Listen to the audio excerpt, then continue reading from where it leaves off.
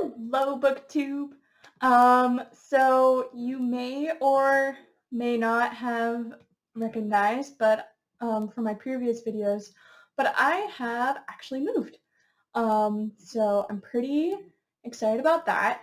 Currently, we have a 2-bedroom. Our second bedroom is completely filled with all of my books that I'm going through. I'm currently filming my process of going through those. I kind of just want to see how many of those I have, and just how many genres and all that stuff. And yeah, so that is something that I'll get to in the future when I'm done, when I get done. But for this video, I'm actually going to do a review of a book that I read recently, and that is The Green Mile by Stephen King. I'm going to pull it out of this cover here. Ooh. So this is like probably one of my nicest kept books because of this case. So one thing right off the bat that I absolutely love about this book is that it comes with this really nice, like, hard case cover, because I am really rough on books. I tend to take, it's a really good book, I tend to take it everywhere, which is exactly what I did with this book. So yeah, right off the bat, one thing I absolutely loved about this book is that it came with its own, I wish every book came with this. Every softcover book came with this. That would make my life so much easier, but it's really nice, and I love it. I love it. Like, it's so portable. Honestly, like, this is fantastic. I've never seen a book with a cover like this before, and the fact that this came like this was really cool. So, for those of you who don't know, the novel centers around a man named Paul Edgecombe. He is a guard at Cold Mountain Penitentiary in the wing where, like, the most brutal killers and, like, murderers are being placed basically to die. And so with the floors paved with green linoleum, many prisoners are there to walk the Green Mile, which is the length of floor it takes to get from the cells to the electric chair called Old Sparky. So first, I read this book for my Goodreads Club, honestly, and I'm going to be doing a review about that soon. But what I really liked about this book is that I keep wanting to put it back in its cover because I want to just preserve it. But one thing I really liked about this book is that is its format. It was originally a serialized novel that King wrote just to, I guess, experiment with serialization. And so it was written in a very suspenseful way so that the readers kept wanting to buy the next episode. So it switched from the past to the present so that it gave you, like, an emotional break. I get, like, you really get really emotional with some of these prisoners when you're, like, the high anxiety of being in prison and knowing that you're going to die really comes through with this book. And he kind of breaks that off by switching from his past time as a guard at the penitentiary and where he's at now currently in life.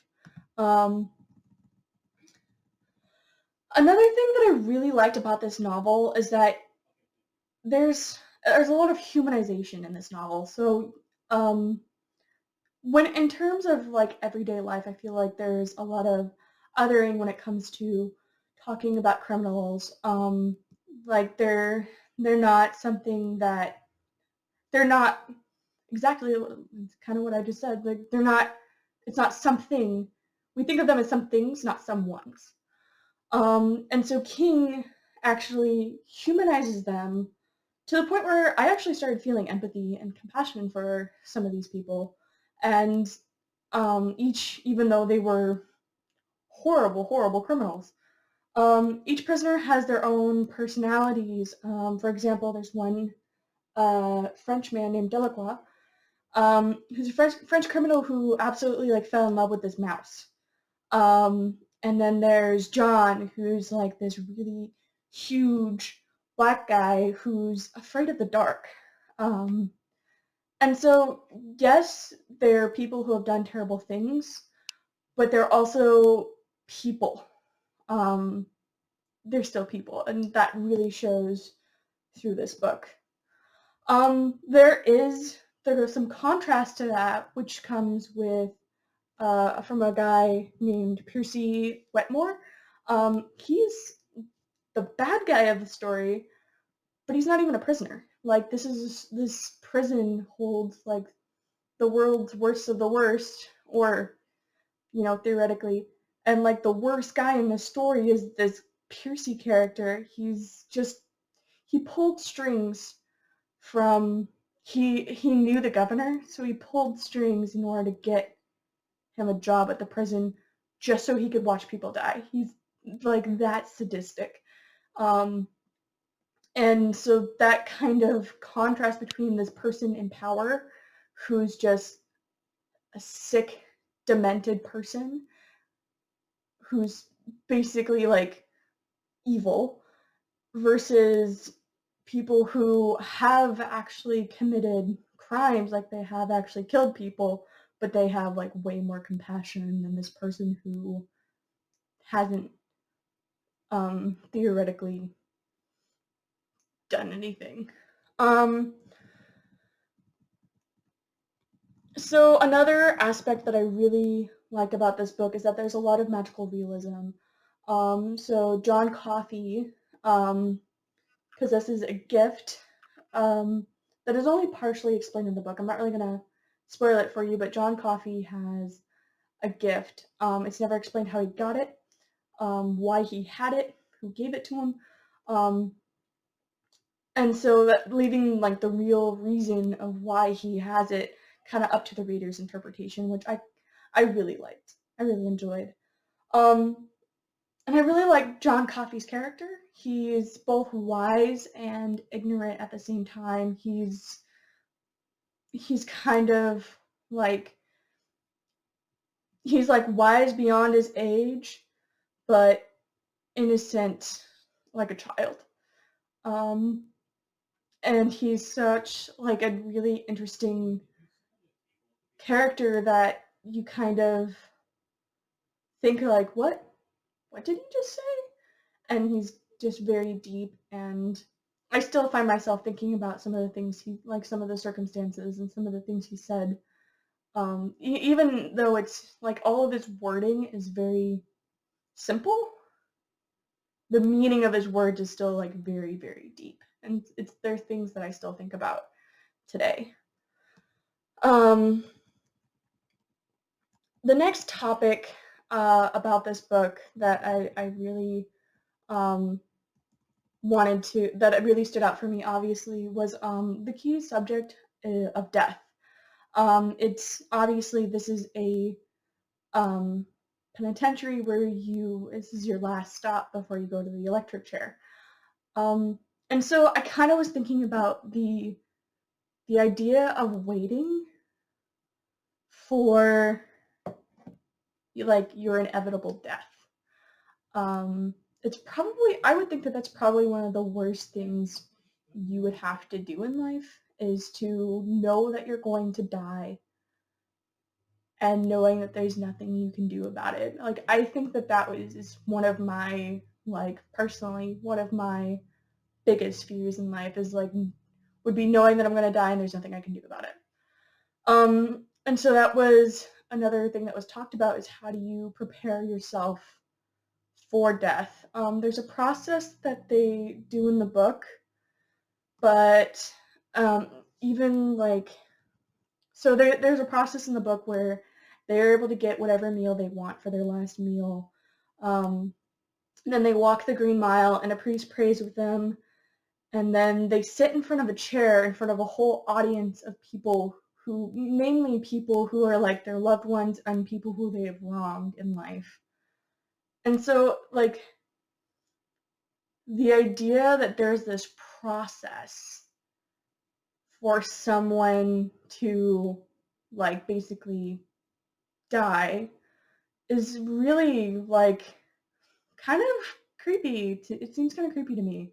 Um, I and like in the book, it's kind of like normalized, and even like even uh the main guy,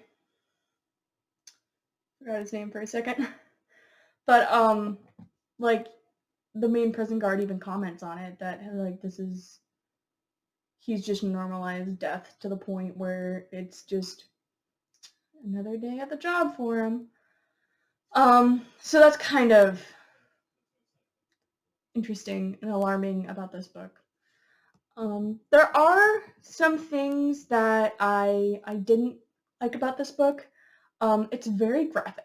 I of course like going into it, I kind of knew what it was about. And I know King, he's a horror author, so I knew what I was getting into, but still, some of the uh, things that were talked about still made me uncomfortable.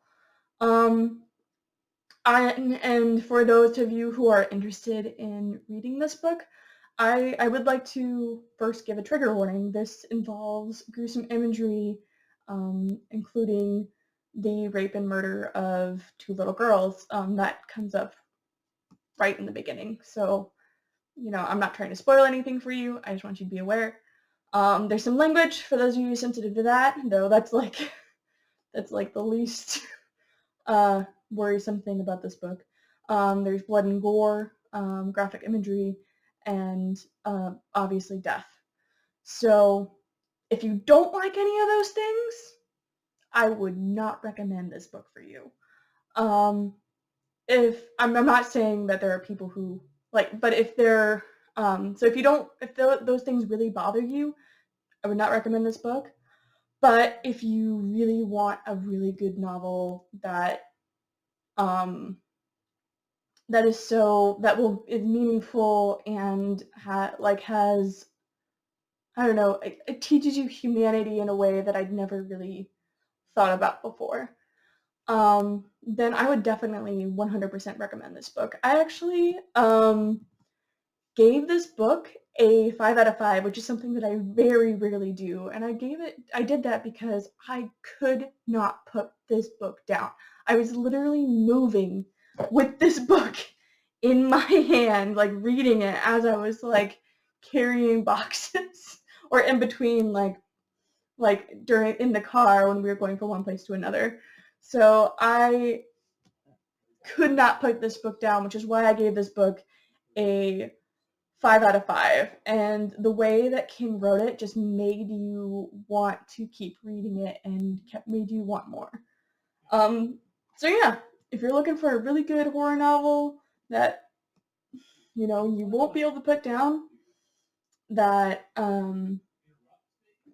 that kind of deals with some supernatural stuff, I would definitely recommend this. Anyway, that's about all I have about the Green Mile, but my end of the video question is, why do you think King would humanize the prisoners in this story? I didn't really talk about that. I kind of talked about that a little bit, but I kind of want to see what your guys' opinions are. So why do you think King would humanize these prisoners? Anyway, that's all I have, but I will hopefully see you very soon. All right. Take care. Bye.